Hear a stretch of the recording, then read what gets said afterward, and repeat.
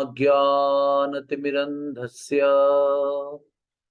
ज्ञानाञ्जनशलाकया चक्षुरुन्मिलितं येन तस्मै श्रीगुरुवे नमः।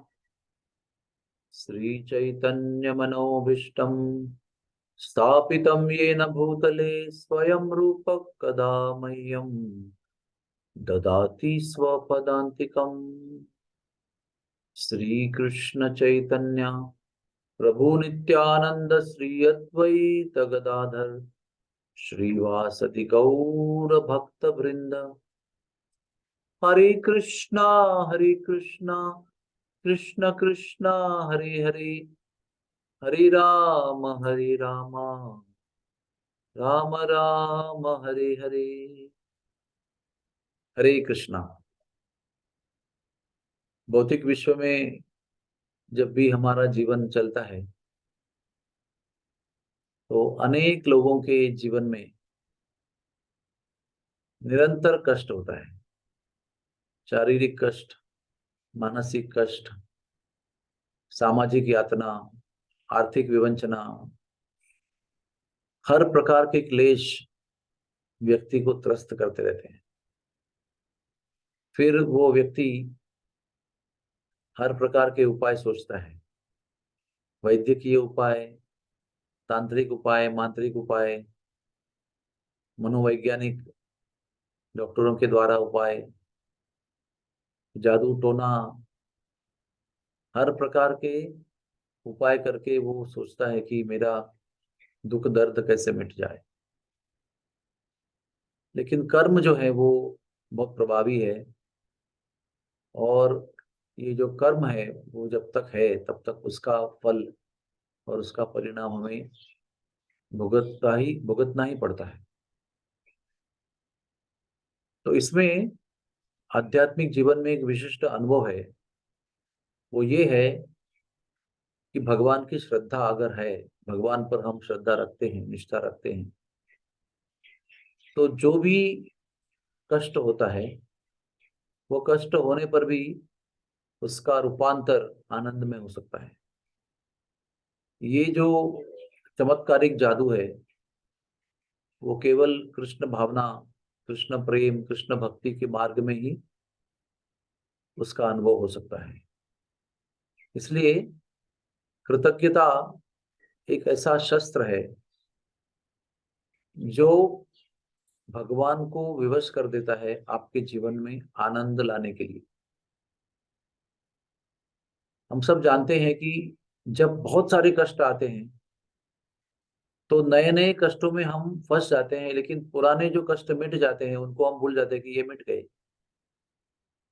तो हमें स्मरण करते हुए प्रयास पूर्वक ये देखना है कि हम कृतज्ञ रहें भगवान के प्रति, भगवान के प्रतिनिधि जो गुरु महाराज है उनके प्रति, भगवान के भक्त वैष्णव उनके प्रति कृतज्ञता बनाए रखना बहुत जरूरी है, बहुत आवश्यक है। क्योंकि यही कृतज्ञता हमें हमारे वर्तमान कष्टों से मुक्त कर सकती है।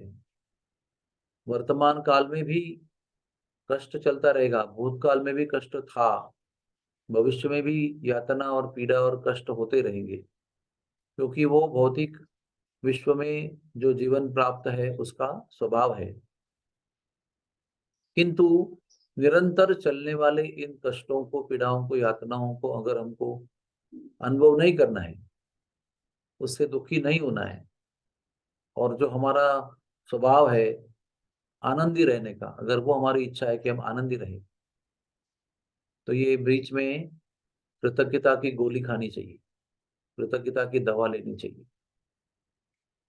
तब जाकर अनंत दुखों के मध्य में रहते हुए भी हम दिव्य आनंद का अनुभव कर सकते हैं, जिसको हमारे इस्कॉन में कहते हैं टू रिमेन ब्लिसफुल। सदैव अगर आनंदमय रहना है तो कृतज्ञता को बड़ी गंभीरता से अपनाना होगा। जब हम नम्र नहीं होते हैं तो कृतज्ञ होना भी बहुत कठिन है। जब हम नम्र होते हैं और ये सोचते हैं कि जो भगवान कर रहे हैं वो अच्छा कर रहे हैं, इसमें भगवान का कोई दोष नहीं है, मेरे ही कर्मों का दोष है। इस नम्रता को जब हम स्वीकार करते हैं तो कृतज्ञता आसान हो जाती है। गर्विष्ठ अहंकारी व्यक्ति नम्र या कृतज्ञ नहीं हो सकता है।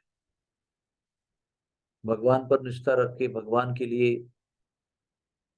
ये भाव रखना है कि भगवान मेरे दुख का कारण नहीं है, मेरे ही कर्म, पूर्व कर्म मेरे दुखों का कारण है। इस नम्रता के आधार पर कृतज्ञता बहुत ही तीव्र गति से हमारे जीवन में हम प्राप्त कर सकते हैं। और कृतज्ञता ऐसा गुण है जो भगवान श्री कृष्ण को बहुत ही तीव्र रूप से प्रसन्न करता है। हम भी वैसे ही स्वभाव के हैं। अगर हम किसी के लिए अच्छा करते हैं और वो व्यक्ति समझता है कि हमने उसके लिए अच्छा किया है और हम उसके प्रति कृतज्ञ है, तो हम सबसे अधिक प्रसन्न हो जाते हैं। उसी प्रकार से भगवान हमारे जीवन में हर वो घटना घटित होने देते हैं जो हमारे अंतिम परम कल्याण के लिए आवश्यक है। भगवान के निर्देश में हमारे जीवन में कोई भी ऐसी घटना नहीं होती है जो हमारे परम कल्याण के मार्ग में, परम कल्याण के दृष्टि से उचित न हो। ये निष्ठा जब भक्त के मन में आती है तो वो भगवान को धन्यवाद दे सकता है। जैसे ही हमने भगवान को धन्यवाद दिया, हमारे जीवन में आनंद प्रवेश करता है। इसलिए आइए हर समय आने वाले हर पीड़ा के कारण रोते रहना, तकरार करते रहना, कष्ट भोगते रहना, दुखी रहना, इस नकारात्मक विचारधारणा को छोड़कर हम ये सोचना आरंभ करें कि जो हो रहा है वो अच्छे के लिए हो रहा है, मेरे कारण हो रहा है। मुझे साधना करके भगवान का अच्छा भक्त बन के जीवन को संपन्न करना है, सफल करना है। और साथ साथ भगवान ने भेजे हुए उनके निर्देश में, उनकी जानकारी में भेजे हुए जो भी कष्ट हैं, जो भी स्थितियां हैं, जो भी घटनाएं हैं, उनको कृतज्ञ हृदय से स्वीकार करने से हमारा जीवन आज की स्थिति में आनंदमय होगा और भविष्य भी निश्चित करेगा कि हम भविष्य में भी आनंदी रहेंगे। और आनंदी होना हमारा अधिकार है, हमारा स्वभाव है, हमारी प्रवृत्ति है। हरे कृष्णा, हरे कृष्णा, कृष्ण कृष्ण हरे हरे, हरे राम, राम राम हरे हरे। कोई किसी का प्रश्न है? हरे कृष्ण गुरु जी। कौन बोलता है? शिफाली गुरु जी। हाँ माता जी, एक मिनट। हाँ, हरे कृष्णा। यस माता जी, हरि बोल। प्रभु जी, जैसे आपने बताया भगवान की इंटरवेंशन एक साधक के जीवन में तब शुरू होती है जब उसकी भक्ति शुरू होती है या जब उसकी दीक्षा होती है, क्योंकि ये भी सुनने को मिलता है कि उसकी असली भक्ति तो दीक्षा के बाद शुरू होती है। भगवान का जो हमारा जीवन में दखल है, इंटरवेंशन है, वो नित्य है, चिरंतन है। वो दीक्षा के बाद ही होता है या सत्संग के बाद ही होता है, ऐसा नहीं है। सत्संग और दीक्षा के बाद में उसकी अनुभूति होना आरंभ होता है कि भगवान हमारे जीवन में कैसे कृपा पूर्वक छाए हुए हैं। हमारे जीवन में भगवान का जो संबंध है वो हमें तब पता चलने लगता है जब हम वैष्णवों का संग करते हैं, गुरु जी को मिलते हैं, उनसे दीक्षा प्राप्त करते हैं, उनका अनुग्रह प्राप्त करते हैं, उनकी सेवा करना आरंभ करते हैं। उसके पश्चात ये अनुभूति होना आरंभ होता है। तो इस बात को समझना जरूरी है, भगवान की कृपा हमारे जप पे निर्भर नहीं है। भगवान की कृपा अकारण है, जप नहीं भी करेंगे। जैसे रावण है, उस पर भी प्रभु की कृपा थी, उसको भी प्रभु ने मौका दिया, अवसर दिया शरणागति होने का। उसको भी प्रभु ने कहा था कि अगर रावण भी आएगा तो मैं उसे भी क्षमा कर दूंगा। इतना पापी व्यक्ति पर भी भगवान की कृपा वैसे ही थी, लेकिन रावण ने नहीं चुना कि मैं शरण जाऊं, इसलिए उसका वध हुआ। तो ये समझना बहुत जरूरी है।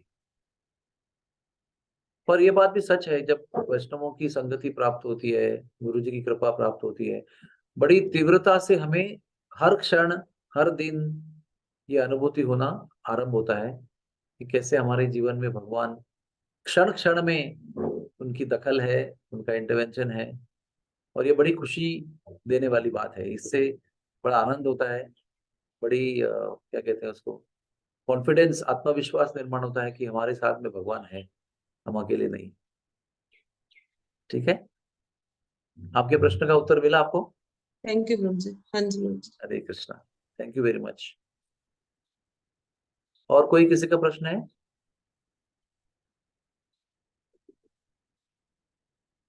Okay, thank you very much. Hare Krishna.